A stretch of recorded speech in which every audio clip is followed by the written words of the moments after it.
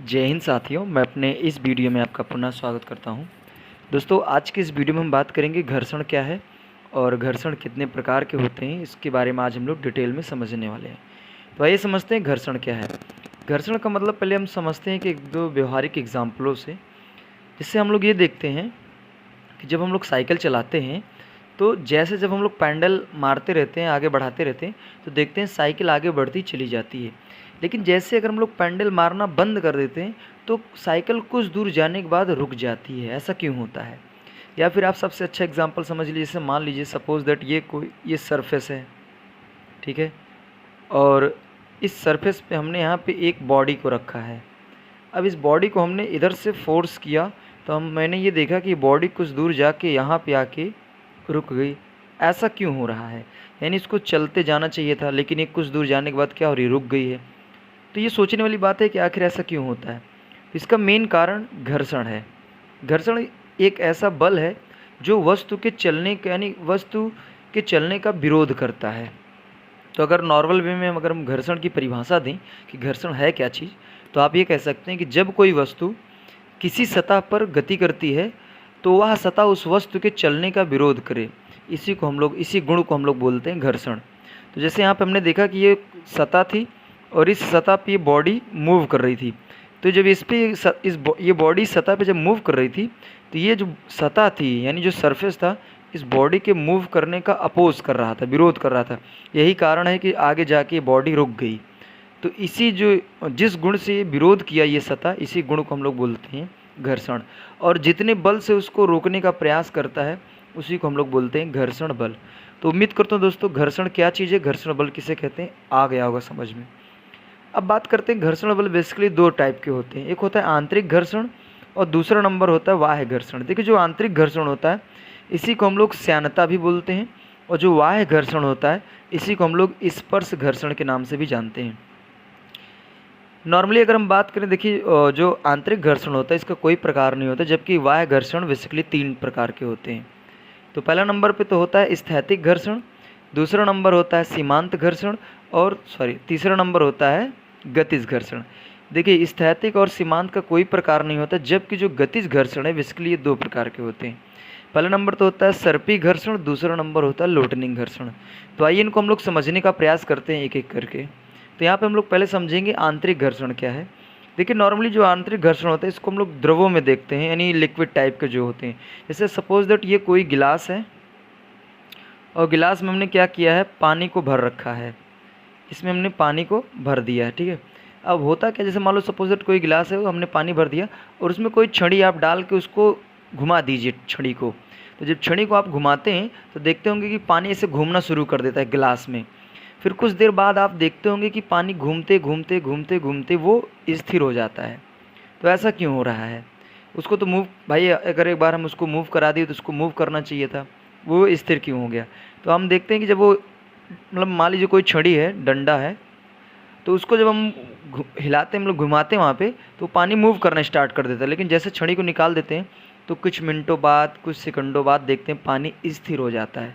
तो ऐसा क्यों? तो वहाँ पे भी पानी के अंदर भी एक घर्षण बल कार्य कर रहा है। तो इसलिए वो पानी के अंदर कार्य कर रहा है, इसलिए उसको हम लोग बोलते हैं आंतरिक घर्षण। तो आंतरिक घर्षण जो होता है ये इसके हम लोग द्रवों में देख सकते हैं। अगर हम पानी को मूव कराएं तो कुछ देर बाद देखते हैं पानी स्थिर अवस्था में आ जाता है। तो वहाँ पे जो घर्षण बल कार्य करता है उसे हम लोग आंतरिक घर्षण बल कहते हैं। अब बात आती है वाह्य। तो कि वाह्य को ही हम लोग स्पर्श, ये जो घर्षण बल होता है ये क्या करता है, जब दो वस्तुएं कांटेक्ट में आती, टच में आती, उस दौरान ये घर्षण बल काम करता है। तो इसीलिए इसको हम लोग स्पर्श घर्षण के नाम से भी जानते हैं, यानी टच करने से ये काम करता है। अब देखिए, जो वाह्य घर्षण होता है बेसिकली 2-3 टाइप के होते हैं, स्थैतिक, सीमांत और गतिज। तो आइए एक एक करके देखने का प्रयास करते हैं। तो पहला नंबर हम लोग समझेंगे स्थैतिक घर्षण क्या होता है।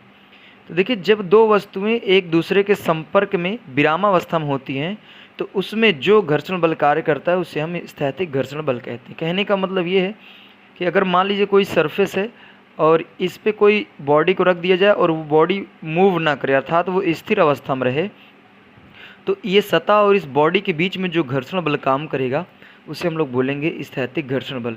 और जो स्थैतिक घर्षण बल होता है ये अन्य घर्षण बलों की तुलना में बहुत ज़्यादा होता है। तो उम्मीद करता हूँ दोस्तों ये बात आप सबको समझ में आ गई होगी। अब बात करते हैं सीमांत घर्षण क्या होता है। देखिए जो सीमांत घर्षण है ये एक प्रकार का स्थैतिक घर्षण ही है। तो सीमांत घर्षण की नॉर्मल में परिभाषा दें तो स्थैतिक घर्षण का वह अधिकतम मान जिसके बाद वस्तु गति अवस्था में आ जाती है सीमांत घर्षण कहते हैं। कहने का मतलब ये है कि जब हम लोग किसी सरफेस पे यानी किसी सतह पे कोई बॉडी रखते हैं तो ये जो बॉडी है इस सतह पर जब आती है कांटेक्ट में आती है तो ये सतह इसको एक निश्चित बल से पकड़ रखता है। अगर मान लीजिए इस सतह से इस बॉडी को हमको आगे बढ़ाना है तो जिस निश्चित बल से इसको पकड़ के रखा है उससे अधिक बल लगाना पड़ता है तब जाके वो मूव करती है। अगर उससे हम लोग कम बल लगाते हैं तो वस्तु मूव नहीं करती है।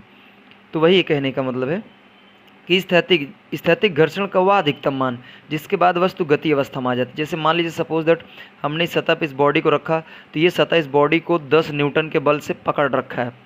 तो अगर हम चाहते हैं कि इस सतह से बॉडी मूव करे तो हमको 10 न्यूटन से अधिक बल लगाना पड़ेगा तब जाके बॉडी मूव करेगी। अदरवाइज इससे अगर हम कम लगाएंगे तो ये बॉडी मूव नहीं करेगी। तो हम ये कह सकते हैं कि इस बॉडी का जो सीमांत घर्षण है वो 10 न्यूटन का है। अगर हम 10 न्यूटन तक लगाते हैं तब तक भी वस्तु मूव नहीं करती, लेकिन जैसे हम 11 न्यूटन कर देते हैं तो वस्तु मूविंग अवस्था में चलने लगती है। तो वही कहने का मतलब है यहाँ पे हमने बताया। अब बात आती है गतिज घर्षण। देखिए गतिज घर्षण का अभी देखिए स्थैतिक में हमने क्या बताया कि जब कोई वस्तु स्थिर अवस्था में होती है तो उस दौरान सतह उस पर जो बल लगाता है उसे हम स्थैतिक बोलते हैं। सीमांत का मतलब होता है कि वह स्थैतिक घर्षण बल का वह अधिकतम मान जिसके बाद वस्तु गति अवस्था में आ जाती है उसे हम सीमांत घर्षण कहते हैं। अब बात आती है गतिज घर्षण। तो गतिज घर्षण बल कब काम करता है? जब कोई बॉडी किसी सरफेस पर गति करती है तो उस दौरान ये बल काम करता है, घर्षण बल। तो गति के दौरान तलों के बीच लगने वाले घर्षण बल को हम लोग गतिज घर्षण बल कहते हैं। अर्थात कहने का मतलब अगर कोई बॉडी किसी सरफेस पे स्थिर अवस्था में तो उस दौरान गतिज घर्षण बल काम नहीं करता, लेकिन जैसे ही वह बॉडी मूविंग अवस्था में आ जाती है अर्थात सीमांत घर्षण बल से ज़्यादा बल काम करने लगता है तो उस दौरान सरफेस उस वस्तु पे जो बल लगाएगा उसे हम लोग बोलेंगे गतिज घर्षण बल। और जो गतिज घर्षण बल होता है ये स्थैतिक घर्षण बल से इसका मान कम होता है, क्योंकि जब कोई बॉडी मूविंग पोजीशन पे आ जाती गति अवस्था में आ जाती है तो घर्षण बल का मान घट जाता है। अब देखिए जो गतिज घर्षण होता है ये बेसिकली दो प्रकार का होता है। पहला नंबर तो होता है सर्पी, दूसरा नंबर होता है लोटनिंग घर्षण। तो सर्पी का मतलब इसको हम लोग सरकना फिसलना भी बोल सकते हैं। तो देखिए जब कोई वस्तु किसी सतह पर सरकती या फिसलती है तो उस दौरान सतह उस वस्तु पे जो विरोध उत्पन्न करेगा उसे हम लोग बोलेंगे सर्पी घर्षण। कहने का मतलब है जैसे कोई मान लीजिए कोई ब्लॉक है, लकड़ी का टुकड़ा है, फिर किसी चीज़ का भी टुकड़ा है, जब हम लोग उसको ज़मीन में घिसलाते हैं, फिसलाते हैं, रगड़ते हुए जब चलता है तो उस दौरान सतह उस पर जो विरोध उत्पन्न करेगा यानी जिस पे वो फिसल रहा है वो उसका जितना विरोध करेगा उसी को हम लोग बोलेंगे सर्पी घर्षण।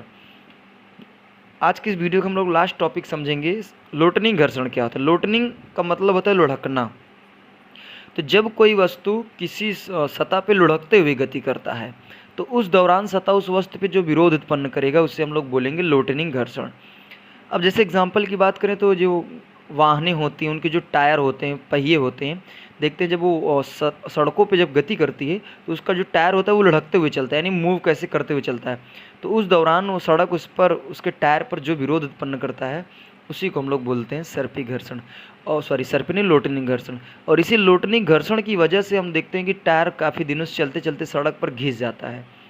तो ये अब देखिए घर्षण बल ये जो लग रहा है यहाँ पे हमने पढ़ा कि कुल मिला के विरोधी कर रहा है, तो घर्षण बल भी हमारे लिए इम्पॉर्टेंट है।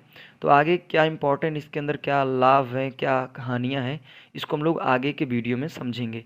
तो उम्मीद करता हूँ दोस्तों यहाँ तक बात आप सबको समझ में आ गई होगी। आप चाहते हैं तो इसका स्क्रीनशॉट ले सकते हैं, ठीक है। आगे मिलेंगे हम लोग नेक्स्ट वीडियो में, तब तक के लिए जय हिंद, वंदे मातरम।